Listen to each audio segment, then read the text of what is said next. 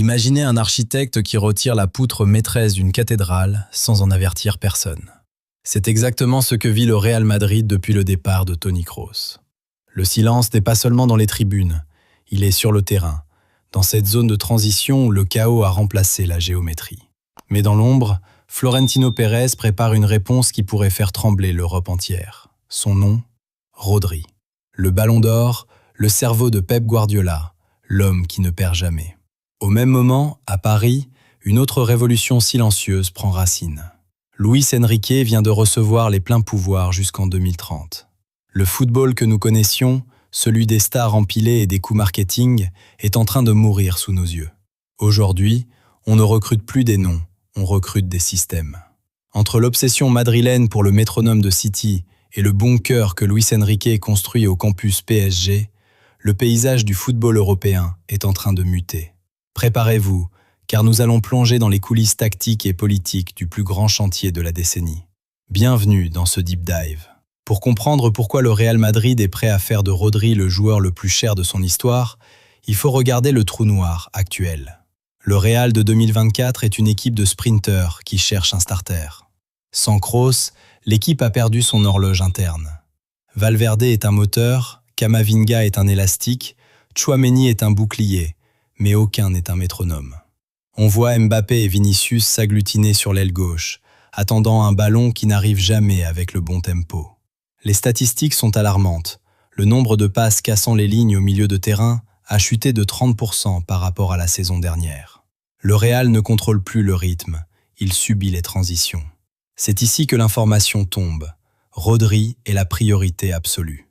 Ce n'est pas un caprice, c'est une nécessité vitale. Florentino Pérez a compris que pour faire briller ses joyaux offensifs, il a besoin de l'homme qui dicte la loi au milieu. Rodri au Real, ce serait le mariage de la structure absolue et du talent individuel pur. Un retour à l'équilibre après avoir empilé les attaquants de classe mondiale. Mais pourquoi Rodri? Pourquoi pas un profil plus jeune ou moins onéreux? Parce que Rodri est le seul joueur au monde capable de stabiliser un vestiaire et un terrain à lui seul. À Manchester City, il est la sécurité sociale de Guardiola. Sa capacité à scanner le terrain avant même de recevoir le ballon est unique. Tactiquement, Rodri au Real Madrid changerait tout.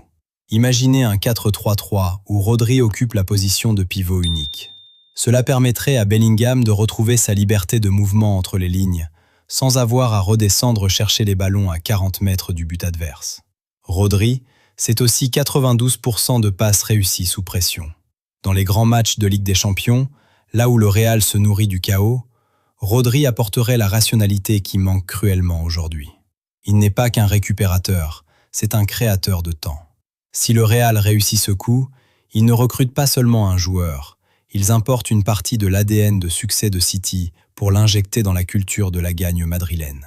C'est un mouvement d'échec et mat contre le reste de l'Europe. Pendant que Madrid cherche son sauveur, Paris verrouille son architecte. La prolongation de Luis Enrique jusqu'en 2030 est un séisme dans l'histoire moderne du PSG.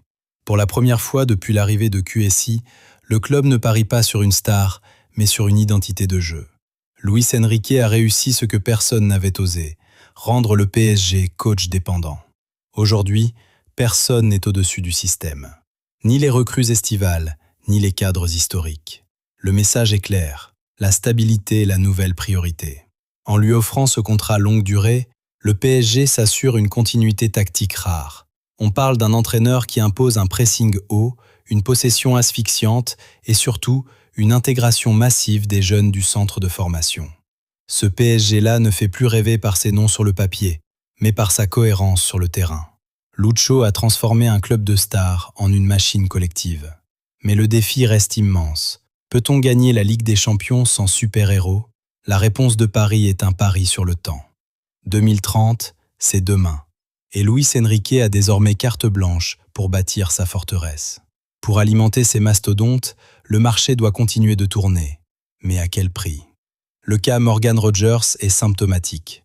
Aston Villa demande plus de 100 millions de livres pour un joueur de 23 ans qui n'a qu'une saison pleine dans les jambes. C'est la nouvelle norme de la Première Ligue. Un circuit fermé où l'argent coule tellement à flot que les prix n'ont plus aucun rapport avec la réalité technique. Si Chelsea ou City sont prêts à payer ces sommes, c'est parce que le potentiel est devenu la monnaie d'échange prioritaire devant la performance établie. Et à côté de ces chiffres stratosphériques, il y a la réalité humaine et médicale.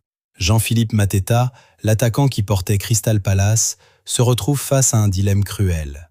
Son genou.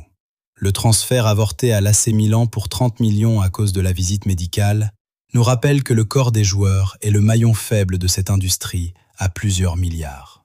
Mateta doit choisir. Jouer avec la douleur pour espérer la Coupe du Monde 2026 ou l'opération et l'oubli médiatique. C'est la face sombre du football moderne. Des athlètes poussés à bout dans un calendrier qui ne pardonne aucune faiblesse physique. Nous arrivons au cœur du sujet, le choc des philosophies. D'un côté, le Real Madrid d'Ancelotti qui prône la liberté, l'intuition et l'adaptation. De l'autre, le PSG de Luis Enrique qui prône l'automatisme, la structure et le contrôle. Le transfert de Rodri au Real serait une hybridation fascinante. Ce serait Ancelotti acceptant d'injecter une dose de rigueur guardiolesque dans son système. Imaginez Rodri lançant Vinicius dans la profondeur avec une précision millimétrée, tout en couvrant les montées de plus en plus fréquentes de ses latéraux. Le football de demain appartient à ceux qui sauront marier ces deux mondes.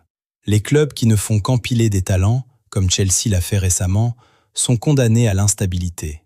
Ceux qui ne font que suivre un dogme rigide risquent de manquer de magie. Le Real avec Rodri et le PSG avec Enrique tentent deux chemins différents pour atteindre le même sommet. L'un par la chirurgie tactique ciblée, l'autre par la reconstruction totale de l'institution. C'est une partie d'échec mondial où chaque décision de prolongation ou de recrutement pèse des centaines de millions d'euros. Alors, que faut-il retenir de cette effervescence ?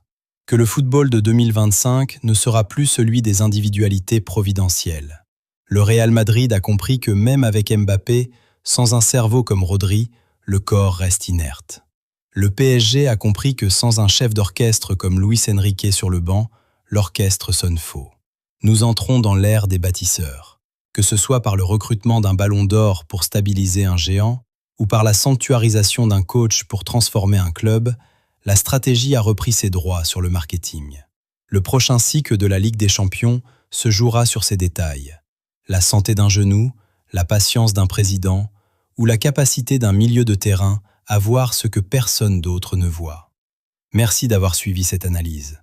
Si l'analyse vous a plu, n'oubliez pas de vous abonner et d'activer la cloche pour ne manquer aucun de nos prochains décryptages.